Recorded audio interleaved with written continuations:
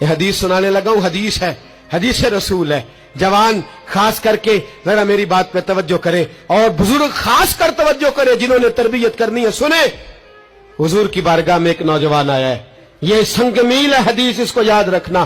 عرض کی حضور میں سارے گناہ چھوڑ سکتا ہوں، زنا نہیں چھوڑتا. حضور مجھے زنا کی اجازت ہونی چاہیے. میرے حبیب نے تھپکی دی، بٹھا لیا.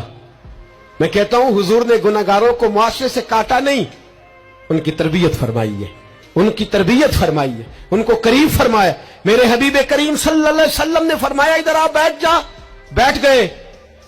حضور نے فرمایا تو پسند کرتا ہے تیری ماں کے ساتھ کوئی بدکاری کرے؟ حضور نہیں. فرمایا تو پسند کرتا ہے تیری بیٹی کے ساتھ کوئی بدکاری کرے؟ یا رسول اللہ میں آنکھیں نکال دوں گا. حضور نے فرمایا تو پسند کرتا ہے تیری بہن کے ساتھ؟ حضور میں کاٹ ڈالوں گا وہ ہاتھ جو میری بہن کی طرف اٹھیں گے. فرمایا تو پسند کرتا ہے کہ تیری خالہ پھپھی ممانی کی طرف کوئی ایسی حرکت کرے؟ حضور میں کاٹ کے رکھ دوں گا ان لوگوں کو جو بات بھی کریں گے. میرے حبیب نے فرمایا اچھا جس کے ساتھ تو بدکاری کی اجازت مانگ رہا ہے وہ کسی کی ماں نہیں لگتی، وہ کسی کی بہن نہیں لگتی، اور کسی کی بیٹی نہیں ہوگی؟